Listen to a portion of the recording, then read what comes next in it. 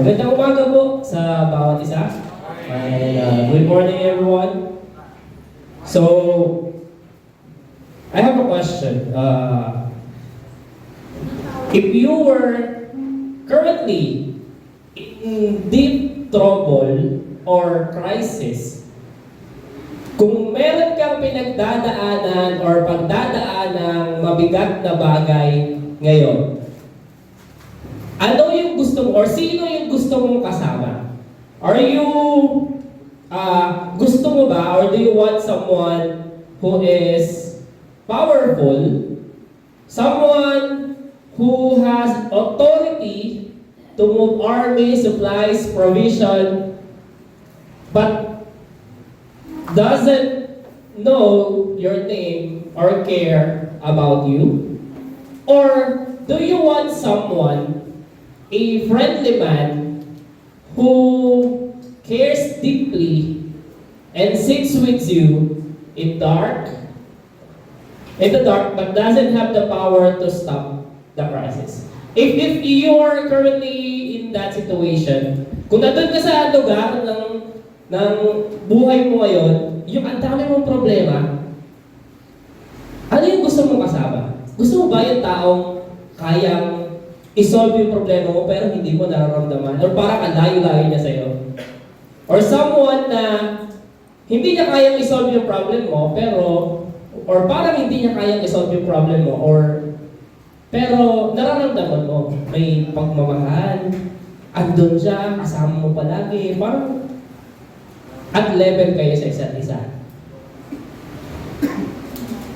So today, we will be discussing Jehovah Elohim. So, the majestic and the mercy. Understanding God as Jehovah Elohim. So I'll be reading the verse. It's found in Genesis chapter 2, verse 4. So can we all rise up as respect sa word ng Panginoon. And Genesis chapter 2, verse 14, I'll be reading it. Just follow me with your eyes. This is the account of the heavens and the earth when they were created in the day that the Lord God made the earth and the heavens. Let's all pray. Lord, maraming salamat po for this day that you have given to us. Thank you for bringing us here to study your word, Panginoon. Hayaan niyo po, Panginoon, ikaw yung mangusap. Pero sa akin lamang, Panginoon, yung maibahagi, Panginoon, itago niyo po kasi yung lugar. Ganito din po, Panginoon, yung bawat isang kapatiran ko na nandito ngayong umaga. Speak with us, Panginoon. Speak to us, Panginoon. Muli, maraming salamat po. In Jesus' name we pray. Amen. Amen. You know, that question, ano yun?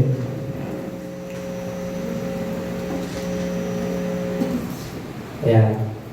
You know, that question, the one that I asked earlier, is sometimes, may mga times na hindi naman natin talaga kailangan pumili. Sometimes we usually feel like we have to choose, but if you think about it, most of us will probably choose the one who can solve your problem. But at the end of the day, iisipin mo naman, na-solve nga yung problema mo, but he doesn't feel love at all. So, a powerful leader doesn't know your name or care about your tears, but a best friend cares deeply, but they don't have the power to fix a broken world or stop a crisis. So, we often project this choice kay God. We often project this choice to God. We either view Him as a distant, terrifying force in the sky, or a casual body who sits next to us but can change our circumstances. So, as we study the word or the name of God, Jehovah Elohim, we will be looking at two words. What are those words? First is transcendence, and then immanence. So what does transcendence mean? So, let's go back. Ano ba yung pangalan ni God doon? It's Jehovah and Elohim. So, konting study. Let's study first the word or the name Elohim. So it's found in Genesis chapter 1 verse 1. Sabi doon, in the beginning, God created the heavens and the earth. So the word there, or the name used there is Elohim. Not Jehovah Elohim, it's Elohim. So what does it show? It shows there that all the authority could ever exist concentrated into one thing. What does that mean? Sa verse na yan, may nakita dyan, wala pa lahat. And then God said, let there be light. And there was light. Ibig sabihin, pinapakita dyan na si God, siya yung pinaka may authority sa lahat ng bagay. So, pag inisip mo, if you think about it, since God is all-powerful, who am I to Him? If God is that all-powerful,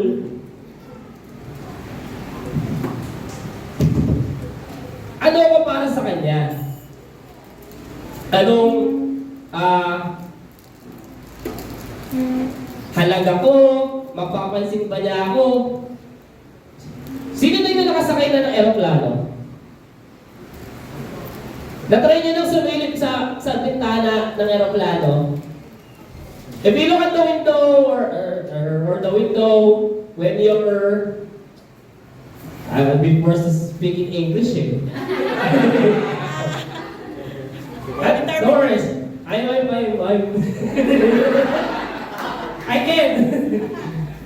Just kidding, sir. So if you look at the window in the airplane, no? Sa Tagalog, kapag sumilip kayo sa bintana dun sa aeroplano, ano makikita nyo? Naalala ko, way back 2017, 18 or 19. That was the first time I rode. Oh, I rode an airplane. So, I was sitting at the window side. Wow, hindi mo wrong English. So, I was sitting there and then, kabado ako. Hindi ko na English lahat ha. So, I was so nervous because that's my first time, and then when the plane take off, while looking at the window, I was so amazed kasi yung mundong napakalaki para sa akin, habang lumilipad yung airplane, paliit ng paliit. Yung ang laki ng airport, ang laki ng mga sasakyan sa airport, ang laki ng mga aeroplano, katabi ng aeroplano namin. But as the plane goes higher and higher and higher in the sky, while looking at the window, I see, wow, ang liit lang pala nun. Tapos, nakikita ko yung mga bahay, yung mga squatters area, yung mga buildings, yung dagat. And then when the plane was at its peak, then I see how big the world is and how small I am in it. And then, I remember, when I think about it, si Lord, kinreate niya, hindi lang yung Pilipinas, hindi lang yung Manila, kinreate niya buong mundo, hindi lang buong mundo, the whole universe. So, what am I to God if I'm that small and God owns everything? So that's Elohim. He owns everything. He's that powerful. And if you think about it, parang ano yun si God, sobrang powerful niya, ano ako sa Kanya? Parang ang layo natin sa Kanya. And what that brings us, if God is all powerful, then He can do anything. I know everybody here believes that God can do everything. Right? But sometimes, even if we believe that, we're not that close to God. Kasi ang tingin natin, dahil napaka-makapangyarihan niya, ang layo niya sa akin. Ang liit ko lang sa paningin niya. Because God is all powerful, I'm just this small, He won't take notice of me. That's Elohim. Sabi doon, si God, siya yung He owns all the authorities, all the powers in the world, that He's so big, and then, I'm that small. So basically, that's what, then verse, or chapter 2 came. Sabi doon, then biglang, nag-shift yung focus. Kasi sa chapter 1, ang focus doon, kung gaano kapangyarihan yung Panginoon. Everything He did, ginawa niya through His words. So, ano nangyari? So, KG, ready na? Pagod na kami. Actually, so, it's just a visual illustration on how powerful God is. Yeah. Ayan, KG, kaya.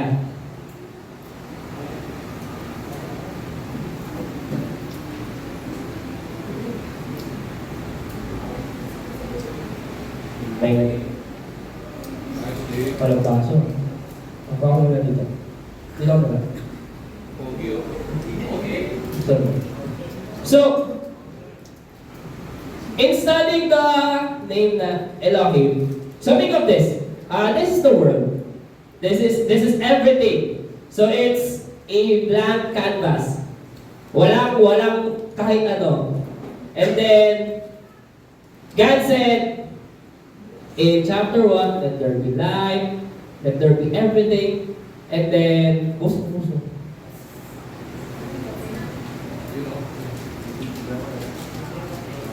So, that black canvas became everything. Siguro, sa sobrang sanay natin, sa mga nakikita natin, we usually take it for granted kung ano yung meron tayo. But during those times, nung sinabi ng Panginoon magkaroon, nagkaroon. That's how powerful God is. So, actually, I'm just taking this opportunity to have a coffee. Because yesterday, I was only able to sleep for 3 hours. Because of our baby, and we thank God, yesterday, baby Penny, we were able to dedicate her to God. So, she's 1 month today, and she'll be 1 month and 1 day tomorrow. So, what does that show? Think of Elohim like a single drop of coffee in that so infinitely concentrated or pure water. So, nung nilagay yung kape dun sa tubig, it covers everything. It changes everything. So that's how powerful God is. He is the cosmic architect. He is transcendent, completely above and independent of the universe. So there's nothing that we can do that can affect God. That's how He is. He is transcendent.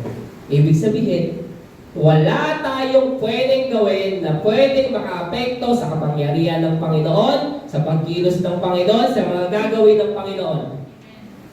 That's how transcendent He is. And dahil minsan gano'n, yung nagiging thinking natin, parang ang layo-layo din doon sa akin. Although, kaya niya gawin lahat, God can do everything, but I think He's not that close to me. Who here knows someone powerful?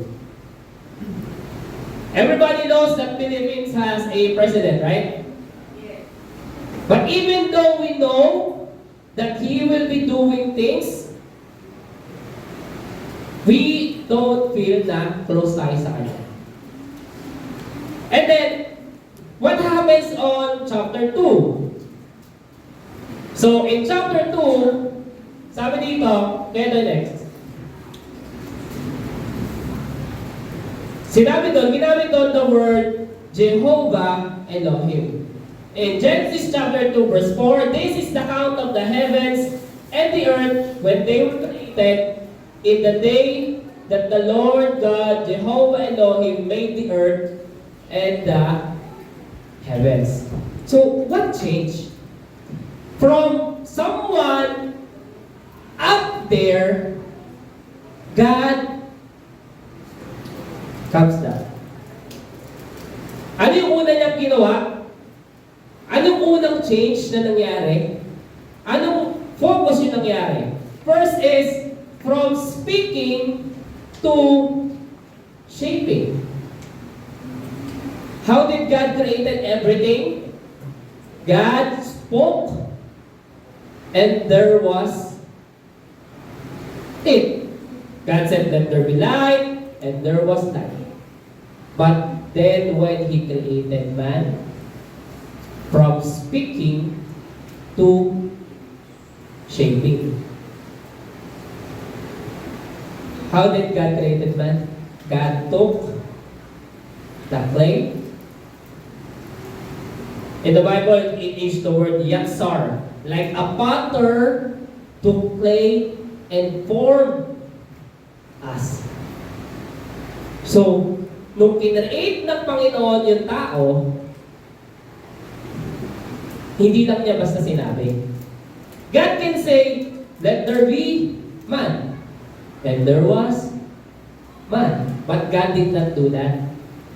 He took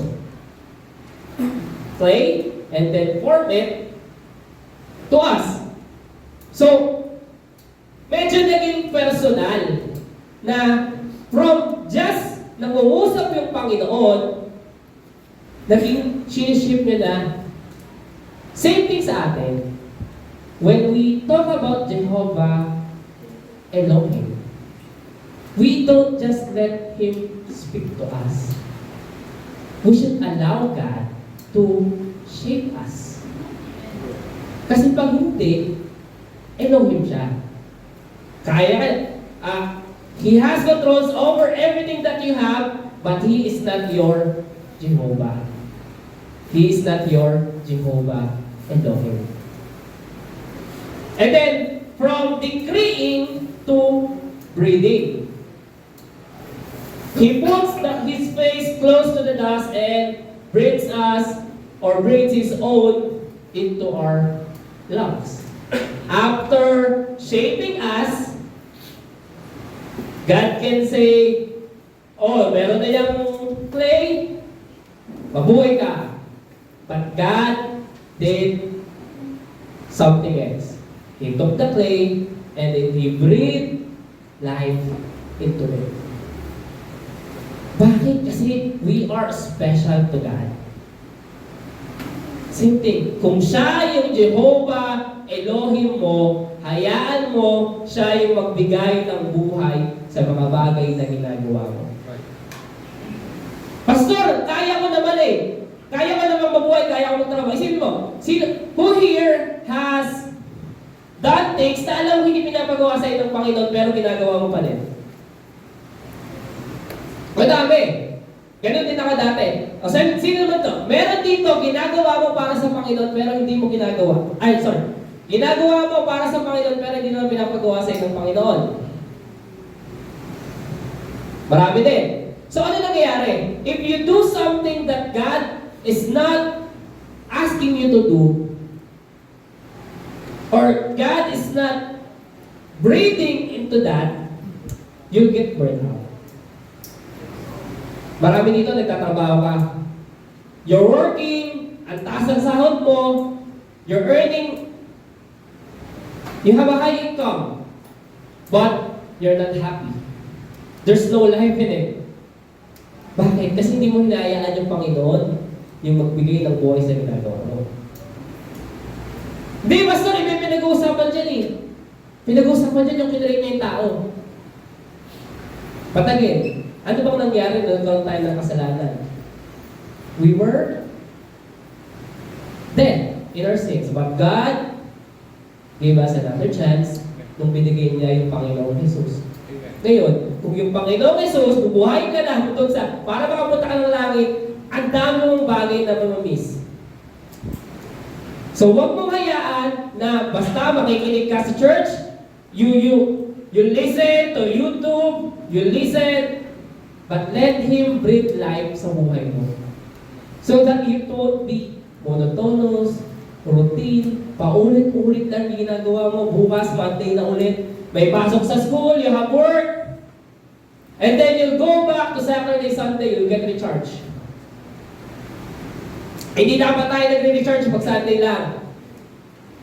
We should be letting God breathe life into us. And then third, ano yung nag-change ng focus? From managing to walking. Pastor, what do you mean by that? He builds an ecosystem and literally walks in it to converse with His creation. We established God created everything. Pero hindi lang siya basta nag-create. Pwede naman niya, when God created man and woman, He let them there, He let them magparami. But, ano ba sabi ng Bible? God walked among them. God, hindi lang sila pinutusan ng Panginoon, bawal mong gawin yan, huwag mong gagawin yan, gawin mo yan. Hindi lang sila minanage ng Panginoon. God walked with them. Ibig sabihin, sa lahat ng bagay na pinapagawa ng Panginoon sa kanila, kasama nila yung Panginoon. In everything that God has asked them to do, God is walking with them. That's Jehovah Elohim. Hindi lang siya Diyos na nag-create, Diyos na nagbigay ng trabaho ko, Diyos na nagbigay ng mataas na grade ko, but God is my Jehovah Elohim. So, ano ng tao? Kaya na next slide. What are we made of? Una, we are made of dust. And ano ba yung dust? What is dust? Dust is something, ano yan? Dust, dirt, and if you leave it in a room, it just accumulates. It becomes dust bunnies under the bed or mud on your shoes. It's a nuisance. Left to itself, it has no value, no power, no future. Ano ulit yung dust? If left alone, it has no power, no value, and no future. And if we are honest, many of us feels like dirt. We look at our mistakes, our fragile health, our problems, our anxiety, and we think, I am completely insignificant. If you let the wind blows hard enough, I'm going to vanish and the world won't even notice. Most of us feels like that. We feel like we're dirt. We're doing things for people. We are doing things from this world. But at the end of the day, you sleep at night thinking, what am I even doing? Anong purpose ng buhay ko? Walang nagmamahal sa akin. That's us. That's us. That's dirt. But look at what Genesis chapter 2 verse 7 says. The sovereign architect of the universe didn't look at the dirt and say, that's too messy for me to touch. Di sinabi ng Panginoon, ang dumi-dumi ng taong to, ang daming kasalanan ng taong to, lagi ako tinatalikuran ng taong to, lagi ako kinakalimutan ng taong to, inuuna ng taong to yung mga bagay na dapat hindi niya unahin. He chose other things other than me. God did not say that when He looked at the dirt. He didn't stand back in heaven and issue just a cosmic decree. Instead, the King of Glory dirtied his hands when he touched us and breathed life to us. Konting ano lang, trivia. You know the word Jehovah is from this word Yahweh. Actually, hindi siya Yahweh kasi yung original word niya, wala talaga siya vowels. So, how do you read something or how do you pronounce something that has no vowels? And then inaaral ko siya, ang galing ng Panginoon. So, how do you read that? Sabi ng mga scholars, it was or it sounds like it's not supposed to be read. Pero anong katulog niya? Can you inhale? Then exhale. Inhale. Exhale. Inhale. Exhale. What does it sound like?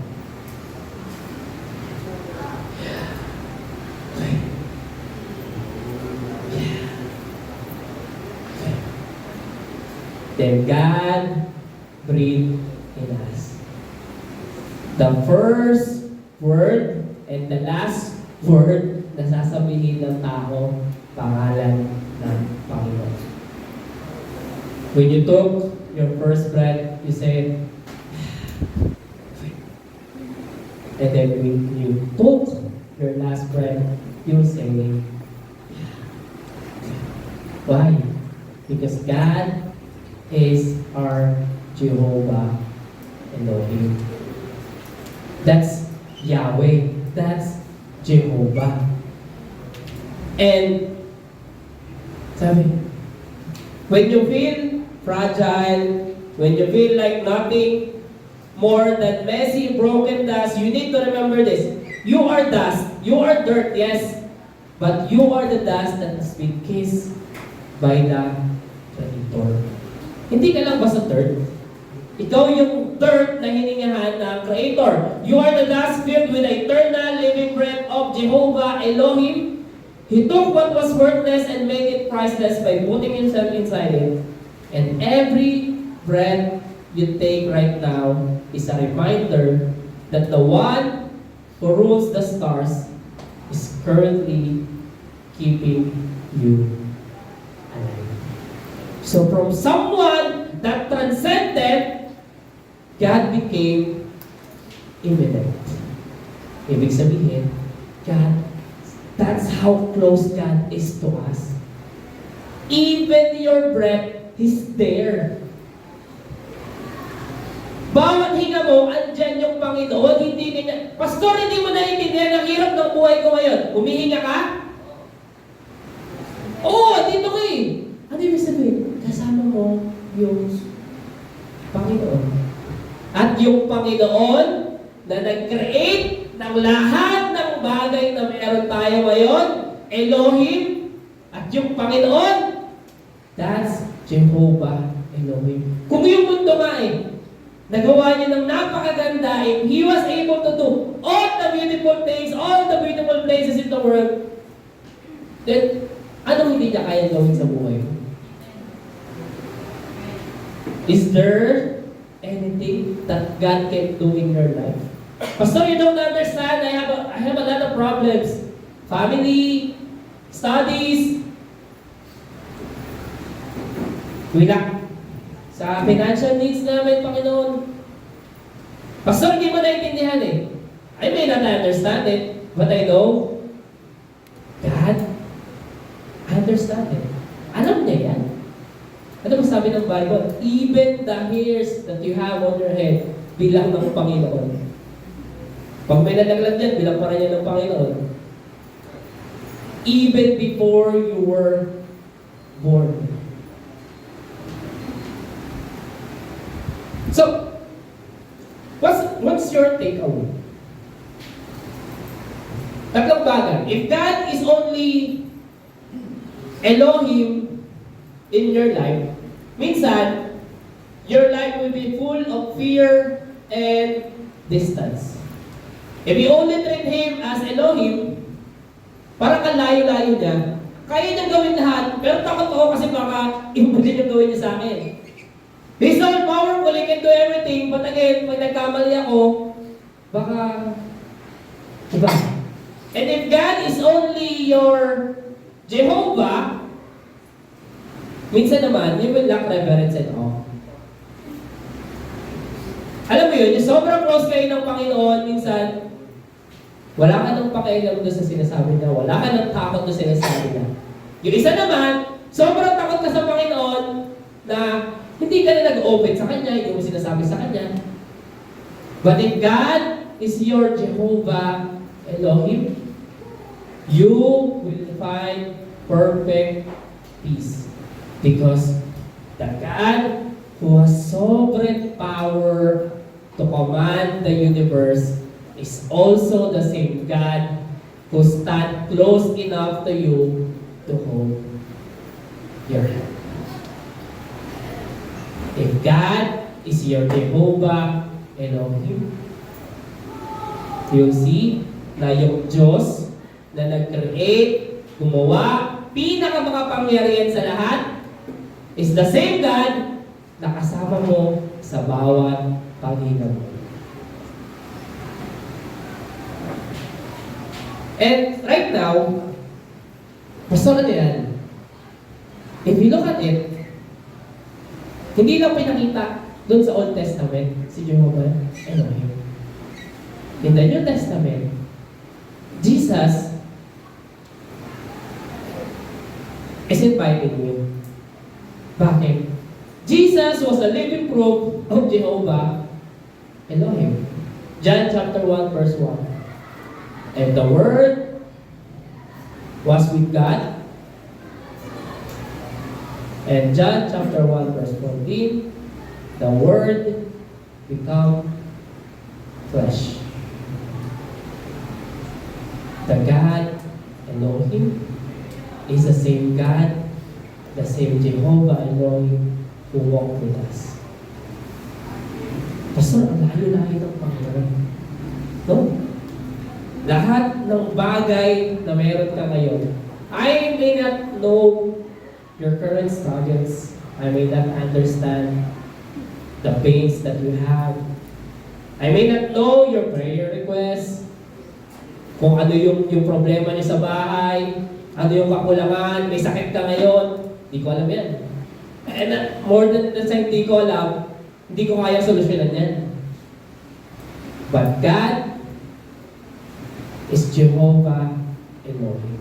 If He's that all-powerful, and if you let Him to become your Jehovah Elohim, marirealize mo that He is that one who creates everything, and also the one that's with you everything. And Jesus is inviting you to stop living in an imbalanced life. Huwag mong i-treat si God na someone so far na takot kang gumawa o magsabi sa Kanya, but yet, don't let God na sobrang lapit sa'yo na hindi mo na siya pinapakinggan. Let God today be your Jehovah Elohim, someone you awe and respect, and at the same time, you feel close enough to say, Lord, ang dami kong problema today. Tulungan mo naman ako. Huwag mo siyang itrato na Diyos na sasabihin mo lang kung may kailangan ka, yung magiging vending machine mo, pero hindi ka naman nagiging open sa Kanya. Siguro nandito ka rin today, sabi mo, Pastor, hindi ko maintindihan yung sinasabi mo.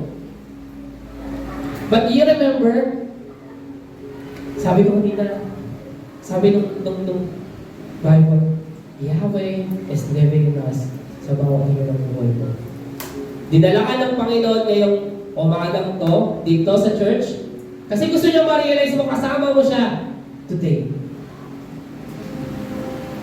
Basta paano yun?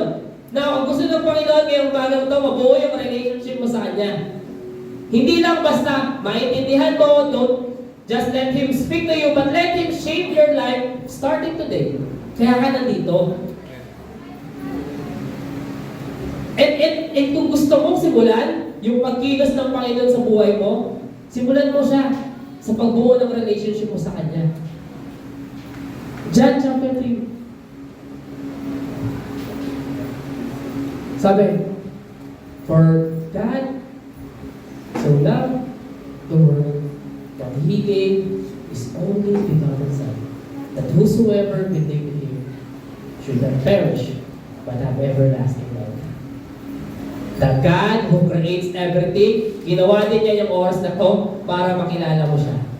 And if that's your prayer, sabihin mo lang, Lord, thank you po sa bawat hinga ng buhay ko kasama ko. Panginoon, thank you, Panginoon. Kasi nandito ko ngayon. Nakita ko yung pag-ibig mo sa akin. Panginoon, ngayong oras na ito, Panginoon, hayaan po that you be my God in my life. You be my Jehovah, Lord. Save me, Panginoon, from myself, sa mga kasalanan ko. Patawarin niyo po ako. Ngayon po, tinatanggap kita sa buhay ko. Pinaka-aking Diyos at tagapagligtas.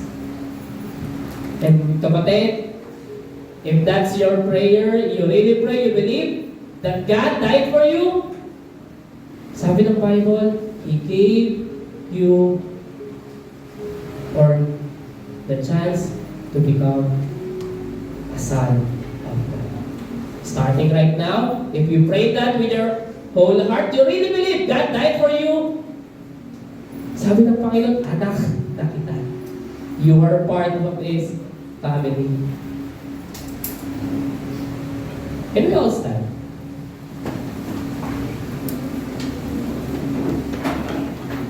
Right now, kung ikaw naman, if you're that Christian na medyo nalalamig, medyo nananawa, nagiging routine na lang yung mga ginagawa ko, why don't you let God breathe life ulit dun sa pananampalataya mo? Hindi, Pastor, lagi naman ako nasa church. Lagi naman ako umate, nag-Bible study ako. Again, guys, yung tao, kaya mo buhay. Pero minsan, you're doing things, pero alam mo, wala si Lord doon, and you feel emptiness. Because Yahweh is not on the things that you're doing.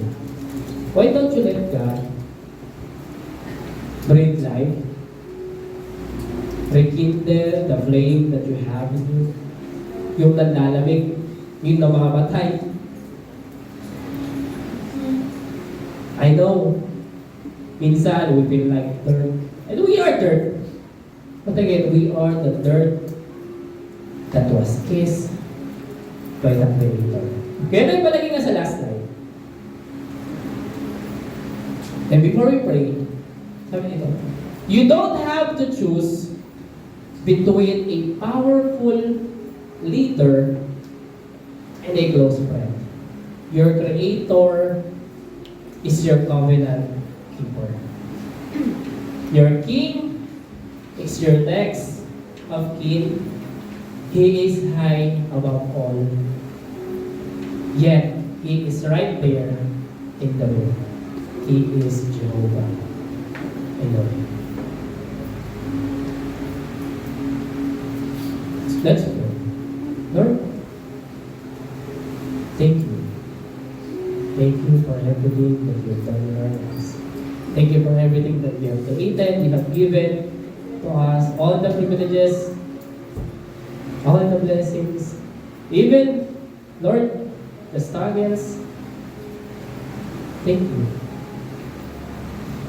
Lord, help us to live this life not out of fear, but in awe, respect, and reverence of you. Lord, we come to you this morning with different struggles, with different pains. Maybe some of us here are sick right now, tired, depressed. But Lord, help us this morning to know you as Jehovah Lord. Someone who controls everything, yet so near to us, Lord. Alam po namin, kung yung mundo nga po, napaganda mo, yung buhay pa po kaya natin. Hayaan niyo po, ngayong umaga, Panginoon, pagkatiwala namin ulit sa iyo. Help us believe that you are the Creator, that you will give us the life, an abundant life, as long as we remain faithful to your word and to your promises, Lord. We thank you for this day. Thank you for your word. This word.